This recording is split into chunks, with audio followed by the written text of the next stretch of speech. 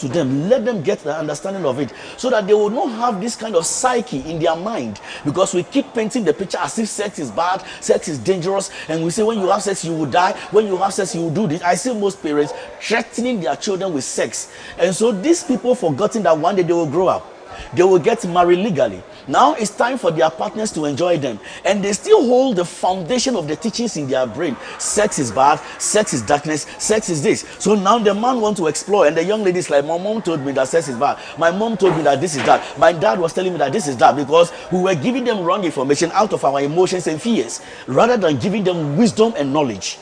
So lay aside your fears as a parent and teach them the right thing. These are the advantages of sex. These are the disadvantages of sex, especially when you are not married. It was meant basically for those who are married. So if you are not married, hold on the gears. The emotions, the feelings and everything will begin to boil up in you. That is why we have the word called self-control. Now teach them. So these things will be intertwined with each other. I teach you about sex, and then you ask me, Dad and Mom, okay, so what happens when my emotions and my feelings and my atinka and everything begin to rise up in me? How do I rebel against them? The only way you can rebel against them is through the wisdom of God. Number two, also have what we call self-control. Okay, how do I handle self-control in matters like this? Find out something that you love best doing. Maybe reading a book, watching a nice story, going out for a stroke. I mean, anything you can do just to take away that mindset for a moment. The moment you finish doing that particular thing, you will know that the emotions and then the atinka and then the feelings and everything now begin to subside within you. And that is wisdom. So anytime they activate themselves, you can only deactivate them through self-control. Self-control. Teach them. One thing leads to another. You can't stop it. It is not bad when they come. That is a creation of God. That is the way the human system have been programmed, and so automatically everybody has to go through. But when it comes, how do I handle it?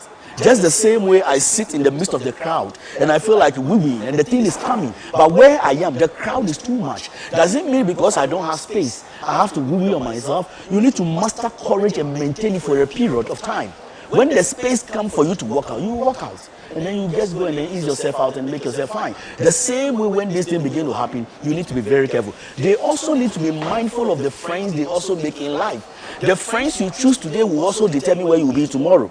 Likewise, we have the bad friends and then the good friends. There might be friends also that may teach other friends that, hey, sex is bad, don't do it at this time, wait until you are married, don't get a boyfriend at this time, wait until you are this and that and that. And there are others also that will encourage you to enjoy the thing. They will say it with all manner of energy, they will say it with enthusiasm, with the strength, and they will give you examples and then the skills and everything they have. If care is not taken, you will zoom into it before you say, Jack, you've messed up with your life. So we should be mindful of the stages that we have to take them through. Number one, if I live as a young lady or a young guy and I do not have any life partner, talking about boyfriend, girlfriend, fiancés and whatever they call it, okay, I am secure for some amount of percentage.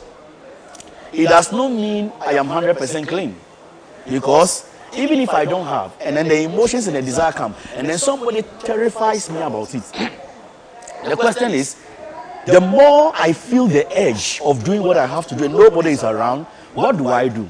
Can I give myself what I call self-enjoyment? And this is where the lesbians and then the gay also come on board. So I am not practicing it, but I'm using something just to excite myself and to calm down my nerves by doing this kind of masturbation and other things. And so teach them from that area, even if you don't have one. These things are also there, and it's easily for anyone to be tempted by such kind of things. So be mindful of these things when they begin to come. If you don't have self-control and you are weak in those areas, when you feel the edge on the next coming up, talk to somebody. Look for somebody you know that can be of help to you. Don't just talk to anybody. Somebody might take advantage of your weakness and then just rub you in. But look for a decent person, somebody who fears God, somebody who is more knowledgeable in the area that you are looking for. And that person might be of help to you, and then you can just go through.